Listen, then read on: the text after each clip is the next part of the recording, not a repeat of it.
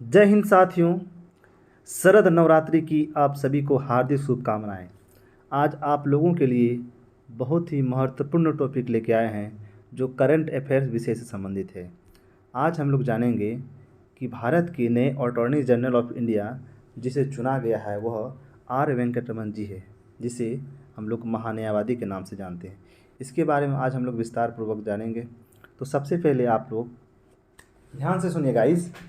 तो हाल ही में आर वेंकटरमन जी बने भारत के नए अटॉर्नी जनरल, यानी भारत के 16वें महान्यायवादी। किसे चुना गया है? तो आर वेंकटरमन जी, जो ये 16वें नंबर के हैं। ओके गाइस, तो जानते हैं इनके बारे में। हाल ही में वरिष्ठ अधिवक्ता आर वेंकटरमन को आगामी 3 वर्षों के लिए भारत के नए अटॉर्नी जनरल के रूप में नियुक्त किया गया है। आपको बता दें कि इससे पहले इस पद के लिए मुकुल रोहतगी को नियुक्त किया गया था, लेकिन इन्होंने इस पद को प्रस्ताव ठुकरा दिया गया। इस पद पर आर वेंकटरमन को नियुक्त किया गया है। ध्यान देने की बात यह है कि यहाँ इस पद पर वेंकटरमन जी जो हैं के वेणुगोपाल की जगह लेंगे।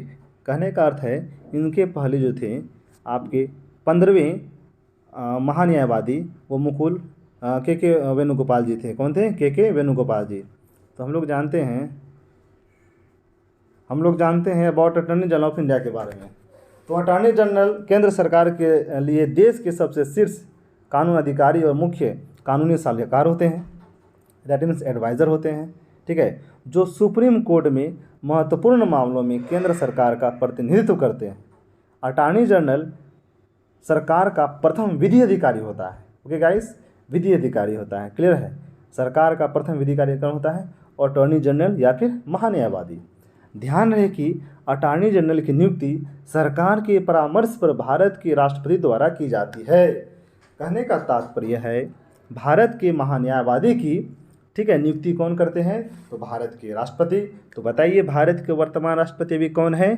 जल्दी से बताइए। द्रौपदी मुर्मू जी हैं, जो भारत के 15वें राष्ट्रपति है। तो थोड़ा सा हम लोग द्रौपदी मुर्मू के बारे में जान लेते हैं। इस बार जो है 67वीं बीपीएससी 2022 में एक प्रश्न पूछा गया था कि भारत के 15वें राष्ट्रपति चुनाव के लिए यूपीए के उम्मीदवार कौन थे? तो गाइस यशवंत सिन्हा थे। तो आप लोग को बता दें थोड़ा द्रौपदी मुर्मू के बारे में। तो द्रौपदी मुर्मू जो है भारत के 15वें, ठीक है, राष्ट्रपति द्रौपदी मुर्मू हैं, जो यूपीए के उम्मीदवार यशवंत सिन्हा को पराजित किए थे, ठीक है। तो हम लोग जान लेते हैं थोड़ा इनके व्यक्तिगत जीवन के बारे में। द्रौपदी मुर्मू जी के व्यक्तिगत जीवन हम लोग जान लेते हैं। तो इनका व्यक्तिगत जीवन जो है, द्रौपदी मुर्मू का जन्म 20 जून 1958 को उड़ीसा के मयूरभंज जिले के बेदापोसी गांव में एक संथाल परिवार में हुआ था। Once again guys, Draupadi Murmu का जन्म 20 जून 1958 को उड़ीसा के मयूरभंज जिले के बेदापोसी गांव में एक संथाल परिवार में हुआ था। उनके पिता का नाम पिरंजी नारायण टूडू थे। भारत राष्ट्रपति को शपथ कौन दिलाता है? तो भारत के जो मुख्य न्यायाधीश हैं एन वी रमन्ना, इन्हीं के द्वारा राष्ट्रपति का शपथ दिलाया गया था। तो बताइए द्रौपदी मुर्मू को जो है कौन शपथ दिलाया? तो भारत के मुख्य न्यायाधीश एन वी रमन्ना, यानी भारत के मुख्य न्यायाधीश एन वी रमन्ना जी जो थे 15वें राष्ट्रपति के रूप में शपथ दिलाए। किसे? तो द्रौपदी मुर्मू के। गाइस ओके गाइस, वो ध्यान रखिएगा, बहुत ही ज़बरदस्त प्रश्न है। तो हम लोग अब जानते हैं भारत के उपराष्ट्रपति के बारे में। तो भारत के जो वर्तमान उपराष्ट्रपति है श्री जगदीश धनखड़ जी हैं। कौन है? श्री जगदीप धनखड़ जी हैं। जो जगदीप धनखड़ जी जो हैं ये हमारे वेस्ट बंगाल के राज्यपाल भी रह चुके हैं। अगर नंबर की बात हो, जो हमारे श्री जगदीप धनखड़ जी हैं ये 14वें राष्ट्रपति के रूप में चुने गए हैं। और इनका गांव जो है झुंझुनू यानी राजस्थान में पड़ता है। ये कहाँ के रहने वाले हैं? झुंझुनू राजस्थान के रहने वाले हैं। ओके गाइस, ठीक है। तो अगर इनका विपक्ष के बारे में बोला जाए, जैसे कि अभी बीपीएससी में पूछा गया था कि राष्ट्रपति पद के लिए विपक्ष का उम्मीदवार कौन था, तो यशवंत सिन्हा। उसी तरह अगर आपसे प्रश्न पूछ दे कि उपराष्ट्रपति पद के लिए विपक्षी उम्मीदवार कौन थे, तो मार्गरेट अल्वा थे। कौन थे? मार्गरेट अल्वा, जिसको जो है ना 528 मतों से जो है इसे पराजित किया था। कहने का तात्पर्य है कि हमारा जगदीश धनखड़ जी जो है 528 मत प्राप्त किए थे और हमारा मार्गरेट अल्वा 182 मत हासिल किए थे। ओके गाइस, चलिए नेक्स्ट हम लोग आगे टॉपिक पढ़ते हैं। जैसे कि हम लोग आज जान रहे हैं एन आर वेंकटरमन जी के बारे में, जो भारत के नए अटॉर्नी जनरल हैं, जिसे हमें भारत के महान्यायवादी भी हम लोग इसे कहते हैं। ओके गाइस, तो हम लोग थोड़ा सा जान लेते हैं about attorney general of India के बारे में। जैसे कि आपको पता है कि अटॉर्नी जनरल केंद्र सरकार के लिए देश के सबसे शीर्ष कानून अधिकारी और मुख्य सलाहकार होते हैं, जो सुप्रीम कोर्ट में महत्वपूर्ण मामले में केंद्र सरकार का प्रतिनिधित्व करते हैं। अटॉर्नी जनरल सरकार का प्रथम विधि अधिकारी होता है। ध्यान रखिए, अटॉर्नी जनरल की नियुक्ति सरकार के परामर्श पर भारत के राष्ट्रपति द्वारा की जाती है। जो भारत के वर्तमान राष्ट्रपति कौन है? द्रौपदी मुर्मू जी। कौन है जी? द्रौपदी मुर्मू। ओके गाइस, तो द्रौपदी मुर्मू के बारे में थोड़ा सा और जानकारी रख लीजिए कि द्रौपदी मुर्मू जो थे ये इससे पहले झारखंड के राज्यपाल के रूप में कार्य कर चुके हैं। झारखंड के राज्यपाल के रूप में कार्य कर चुके हैं द्रौपदी मुर्मू जी। अगर द्रौपदी मुर्मू की घर की बात बोले तो आपको बता दी उड़ीसा के मयूरभंज जिले के बेंदापोसी गांव में हुए थे। ओके गाइस, तो चलिए हम लोग आगे बढ़ते हैं।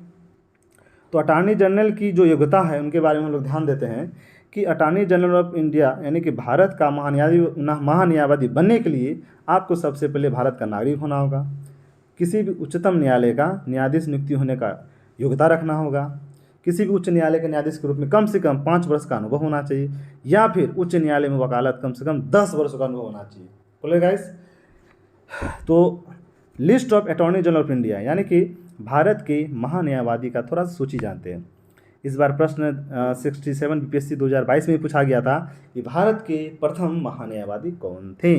तो MC सीतलवार बीपीएससी 2022 में ये प्रश्न पूछ चुके हैं, तो आप भी याद रखिएगा।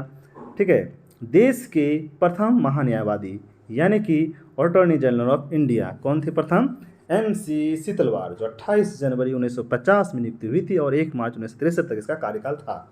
तो नंबर्स वाइज मैं आपको बोल देता हूँ।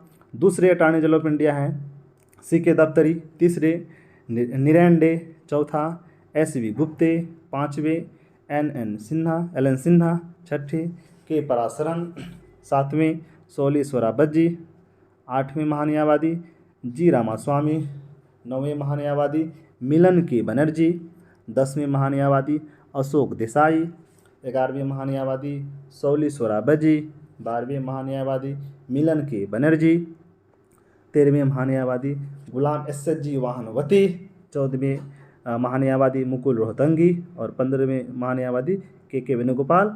और अभी वर्तमान में 16वें महान्यायवादी कौन है? तो R वेंकटरमणी, जो भारत के 16वें क्या बने? भारत के 16वें महान्यायवादी बने।